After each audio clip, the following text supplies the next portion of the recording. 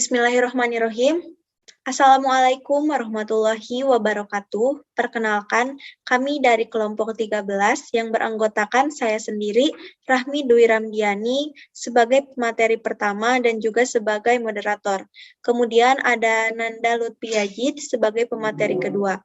Nah, dalam kesempatan kali ini kami akan membahas materi mengenai problematika pelaksanaan bimbingan konseling. Baik, materi yang pertama akan disampaikan oleh saya sendiri.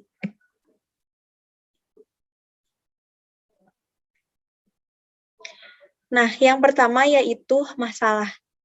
Masalah menurut Hudojo mengemukakan bahwa masalah adalah sebagai pernyataan kepada seseorang di mana orang tersebut tidak mempunyai aturan atau hukum tertentu yang segera dapat digunakan untuk menemukan jawaban dari pertanyaan tersebut. Nah, jadi dapat diuraikan bahwa problema adalah berbagai persoalan-persoalan atau masalah-masalah yang sulit dihadapi yang harus dipecahkan dan diselesaikan. Kemudian masalah juga dapat diuraikan berdasarkan skalanya, yaitu masalah sederhana dan masalah rumit atau kompleks. Nah, yang pertama yaitu masalah sederhana. Bahwasannya masalah sederhana memiliki ciri berskala kecil, tidak memiliki sangkut paut dengan masalah yang lain, tidak memiliki konsekuensi yang besar, kemudian pemecahannya juga tidak memerlukan pemikiran yang luas dan mendalam, serta diselesaikan secara individu. Teknik penyelesaiannya juga bisa dari pengalaman dan kebiasaan pada diri seseorang. Jadi masalah sederhana ini masih bisa diselesaikan oleh diri pribadi masing-masing. Nah, yang selanjutnya yaitu masalah rumit atau kompleks, memiliki ciri berskala besar, kemudian memiliki kaitan erat dengan masalah lainnya, berkonsekuensi besar, dan penyelesaiannya memerlukan pemikiran atau analisis yang tajam. Jadi masalah rumit atau kompleks ini bersangkut paut dengan masalah-masalah lainnya sehingga menjadi masalah rumit dan kompleks. Nah, yang selanjutnya yaitu pengertian dari konseling.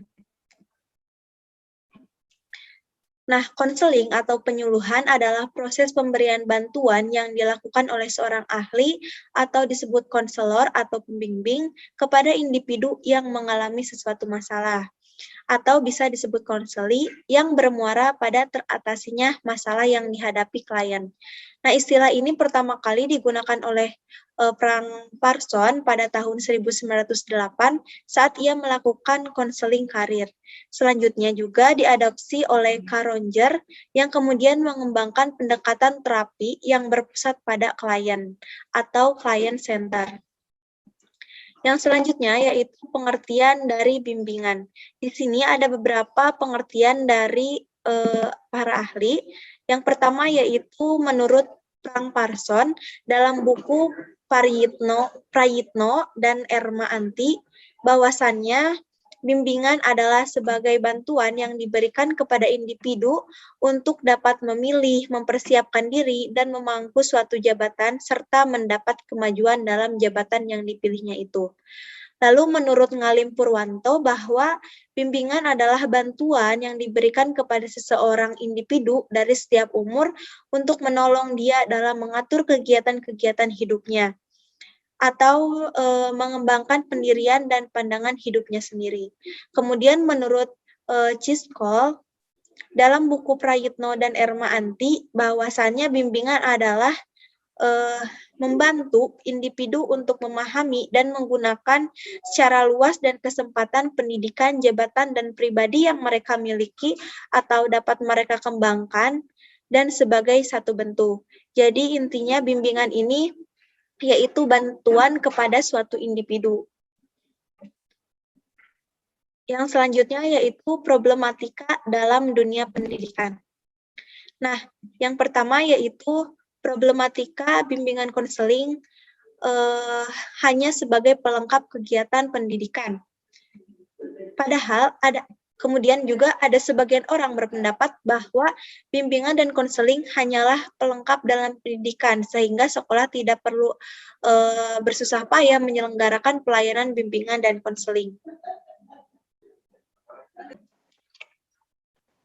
Namun ya, pada hakikatnya, dua unsur ini, pendidikan dengan bimbingan konseling ini saling membutuhkan dan saling melengkapi. Bimbingan dan konseling memiliki kaitan erat dengan pendidikan. Bimbingan dan konseling memiliki derajat dan tujuan yang sama dengan pelayanan pendidikan, yaitu mengantarkan para siswa untuk memperoleh perkembangan diri yang optimal.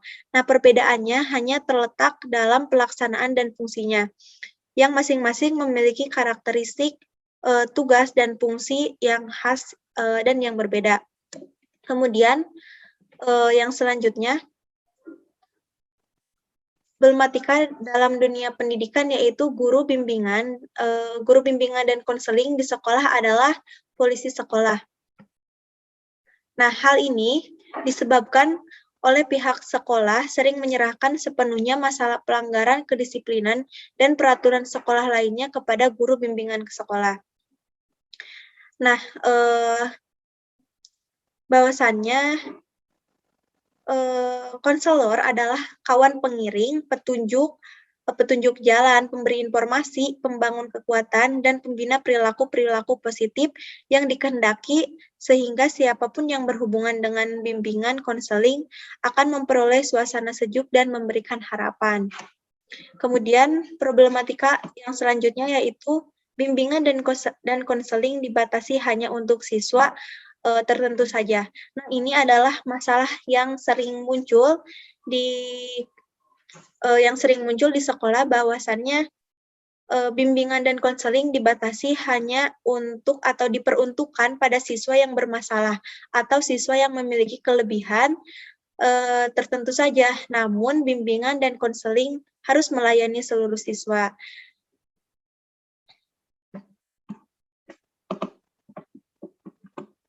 Nah, mungkin hanya itu yang dapat saya sampaikan. Selanjutnya, materi yang kedua akan disampaikan oleh Nanda Lutfiaji. Nah, baik, terima kasih kepada Saudari Rahmi yang telah menjelaskan materi sebelumnya. Nah, selanjutnya saya Nanda Lutfiaji di sini akan menjelaskan tentang materi pokoknya, yaitu alternatif dari pemecahan problem bimbingan dan konseling. Nah, sudah tentu dan pastinya dapat dipungkiri dari pelaksanaan bimbingan konseling ini pasti ada terdapat kendala ataupun masalah. Nah, untuk alternatifnya bisa disesuaikan dengan tema masa tersebut. Nah, menurut Mu'alifah dan kawan-kawan, berikut ini ada beberapa solusi yang dapat digunakan untuk memecahkan masalah dalam pelaksanaan problem bimbingan. Nah, yang pertama itu adalah konselor di sekolah dianggap sebagai polisi sekolah. Nah, pandangan ini sebenarnya salah ya. Ini salah satu masalahnya. Konselor ditugaskan mencari siswa yang bersalah dan diberi wewenang untuk mengambil tindakan bagi siswa yang bersalah. Nah, konselor pastinya didorong untuk mencari bukti-bukti atau berusaha agar siswa mengakui bahwa ia telah berbuat sesuatu yang salah. Nah, inilah pandangan di mana konselor itu dianggap sebagai polisi sekolah untuk mencari kesalahan dari siswa berdasarkan bukti-buktinya. Nah, padahal seharusnya di samping petugas lainnya di sekolah, konselor hendaknya sebagai menjadi tempat curahan kepentingan siswa, apa yang terasa di hati siswa dan apa yang dipikirkan oleh siswa. Nah, untuk yang selanjutnya itu ada bimbingan konseling dianggap semata-mata sebagai proses pemberian nasihat. Nah, ini sebenarnya salah. Banyak siswa yang menganggap bahwa BK atau bimbingan konseling itu dianggap sebagai tempat pemberian nasihat. Nah, padahal sebenarnya di samping pemberian nasihat, pada umumnya sesuai dengan problem yang dialami klien memerlukan pelayanan lain seperti pemberian informasi, perampatan, dan penyaluran, konseling, bimbingan belajar, pengalih tangan kepada petugas yang lebih berwenang dan ahli, pelayanan kepada orang tua siswa dan masyarakat, dan sebagainya. Nah, yang sudah saya sebutkan tadi itu adalah fungsi lain dari bimbingan konseling, bukan hanya sebagai pemberi nasihat saja, namun memberikan fungsi yang tadi itu seperti yang saya sebutkan tadi. Nah, untuk yang selanjutnya yaitu adalah Bimbingan dan konseling dibatasi hanya pada menangani masalah yang bersifat insidental. Nah, pada hakikatnya, pelayanan bimbingan konseling menjangkau dimensi waktu yang lebih luas, masa lalu, sekarang, dan yang akan datang. Oleh karena itu, konselor sebaiknya tidak hanya menunggu klien datang dan mengungkapkan masalahnya. Berarti seharusnya konselor dapat memahami permasalahannya yang terjadi di masa lalu, sekarang, dan akan datang, sehingga dapat menemukan solusi dari masalah tersebut, bukannya terpaku pada masalah yang bersifat insidental atau yang bersifat sekarang saja. Nah, yang selanjutnya itu masalah selanjutnya itu bimbingan dan konseling dibatasi hanya untuk klien-klien tertentu saja. Nah, untuk masalah ini seharusnya ya bimbingan dan konseling tidak mengenal penggolongan siswa-siswa, sehingga hanya golongan siswa tertentu yang mendapat pelayanan yang lebih dari golongan yang lainnya. Padahal seharusnya itu semua siswa mendapatkan hak dan kesempatan yang sama untuk mendapatkan pelayanan dan bimbingan konseling. Nah, selanjutnya yaitu masalah bimbingan dan konseling hanya melayani orang sakit dan kurang normal. Nah,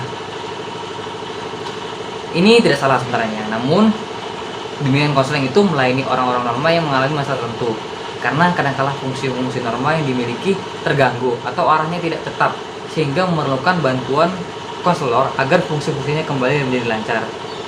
Tetapi yang jadi masalah yaitu kebanyakan para konselor terlalu cepat menyimpulkan klien tersebut mengalami gangguan jiwa. Nah, ini merupakan kesalahan konselor sendiri ya, dimana dia salah perspektif atau salah pandangan terhadap kliennya. Dia terlalu cepat menyimpulkan bahwa klien tersebut mengalami gangguan jiwa, padahal sebenarnya tidak. Kadang-kadang fungsi normal yang dimiliki klien itu terganggu dan bukan berarti itu memiliki gangguan jiwa. Kemudian yang terakhir yaitu bimbingan dan konseling hanya berpusat pada keluhan pertama saja. Nah, ini salah ya, karena pada umumnya usaha pemberian bantuan memang diawali dengan melihat gejala-gejala dan keluhan awal yang dialami klien atau disampaikan klien. Kemudian jika pembahasan masalah itu dilanjutkan, ternyata bahwa masalah yang sebenarnya jauh lebih luas atau lebih pelik. Nah, di sini konselor tidak boleh terlalu terbuka pada keluhan atau masalah yang disampaikan klien pertama kali.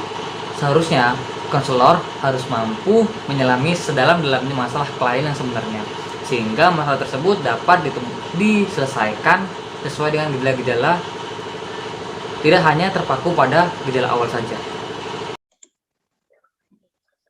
Baik, alhamdulillahirrabbilalamin, materi dari awal sampai akhir telah tersampaikan. Terima kasih atas perhatiannya dan mohon maaf bila ada kata-kata yang kurang berkenan. Semoga ada manfaatnya. Terima kasih. Wabillahi taufiq wal hidayah. Wassalamualaikum warahmatullahi wabarakatuh.